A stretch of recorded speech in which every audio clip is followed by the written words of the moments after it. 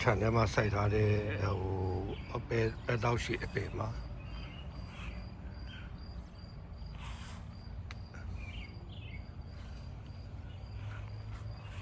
သူ့ရဲ့အပွင့်ညာ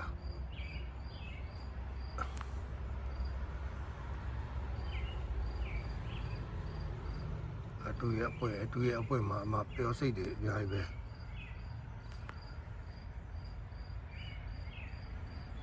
ပျော်စိတ်တွေတက်နေအဲ့ဒီပျော်စိတ်တွေရှိတာကောင်းတယ်အဲ့ဒီပျော်စိတ်တွေကတော့ဝတ်မုံပူပေးတယ်အခုအဲ့ဒီမှာအပွင့်နှစ်ပွင့်အလုပ်တက်နေအဲ့ဒီအပွင့်နှစ်ပွင့်ကနေပြီးတော့အတီးတီးမှာအပွင့်နေများပဲကြာအခုဒီမှာအပွင့်နှစ်ပွင့်ကနေပြီးတော့အဲ့ဒါလေးအထွက်လာအဲ့ဒါအတီးပဲအတီးတီးပဲဟာထွက်လာတာဒီမှာလည်းအတီးတီးမှာတွေထွက်လာတယ်ကြာဒီမှာလည်းအတီးတီးမှာတွေထွက်လာအခုအတီးမှာတွေဟိုအများကြီးပဲဒီမှာတီးနေတာအတီးဒီရဘယ်ဖြစ်နေတာတရားဒါဆိုတရားနည်းဆိုရင်ခုလို့ရတယ်ဒီတွေအများကြီးပဲထွက်ဘယ်တော့ချိုလဲမချိုလဲတော့မသိဘူးတော့ပျော်စိတ်တွေအများကြီးပဲပျော်စိတ်တွေရှိတာကောင်းတယ်ဒီဘက်ကိုဝတ်မုံကူပေးမယ်အဲ့ဒါလည်းခုမဲ့ဆိုလို့ဆိုရင်ညနေပိုင်းဟိုရေဖြန်းမနက်ပိုင်းဆိုလို့ဆိုရင်ခု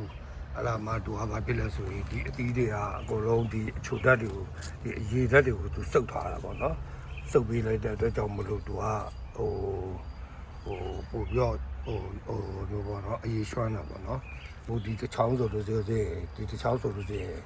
ဒါခူးလို့ရတယ်ဒီတစ်ချောင်းဆိုရင်တော်တော်လေးအမုန်းဖြစ်နေတယ်တော့ကြာရင်ခူးလိုက်မယ်နော်ဇပလင်ကိုဦးနဲ့ဆိုင်တာဇပလင်ဒီဘက်မှာရုံးလေးဒီအပင်ပေါက်ကလေးတွေအပင်ပေါက်လေးတွေအပင်ပေါက်တုံးပင်ဒီဘက်မှာဒီဘက်ဘာမိုးမမသိတဲ့မိုးတစ်ခုကလည်းပေါက်နေတယ်ဗျာအပင်ကြီးတွေတော့ရုံးလေးဒီကအပင်ကြီးနေတဲ့အပင်ရုံးလေးဒီအထဲမှာသူကအဲ့ဒါဒီကအဖူးတွေတင်တော့အမိုးပေါ့နော်အဖူးတွေကတော့ပွင့်ပြီးတော့မှသူကအတီးတီးပဲဒီဘက်မှာပွင့်နေတယ်ဒီဘက်မှာတပွင့်ပွင့်နေတယ်အဲ့ဒီတပွင့်ကဟိုတရက်နဲ့နေကျွေပါအောင်ကျွေရပြီးတော့သူ့အောက်ကနေပြီးတော့အတီးရတီးတာဒီရုံးလေးကြီးမျိုးကအရန်စားလို့ကောင်းတယ်အများကြီးပဲပူနေတာ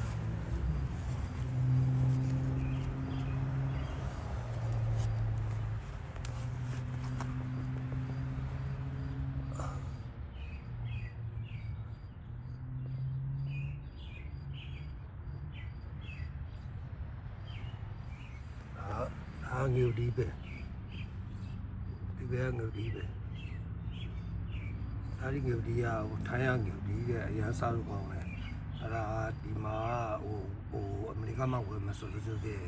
တပေါင်း18ကျပ်အထိပေးရတယ်အခုတော့ဘာမှမပြီးသေးဘူး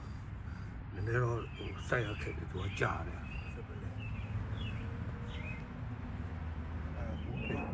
ဘူးပင်ကအဲ့ဒါဟိုအညွန့်တက်သူကပထမတော့အညွန့်တက်လာတယ်ဟိုဘက်မှာအဲ့အောက်ပိုင်းကဟာဒီအညွန့်တက်တဲ့ဟာတွေအကုန်လုံးကအဲ့ဒီကဘာအကောင်လာစားဝါမှမသိဘူးသူ့မှာမတက်နိုင်ဖြစ်တယ်အခုတော့နည်းနည်းလေးပို့ပြီးတော့မြင်လာပြီဆိုတော့အကောင်ကြီးကမမီတော့ဘူးဆိုတော့ရှင်မယ်လို့တော့ထင်ရတာပဲအပေါ်ထိ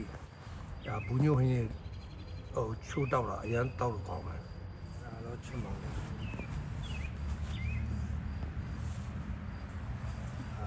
ချစ်မောင်တယ်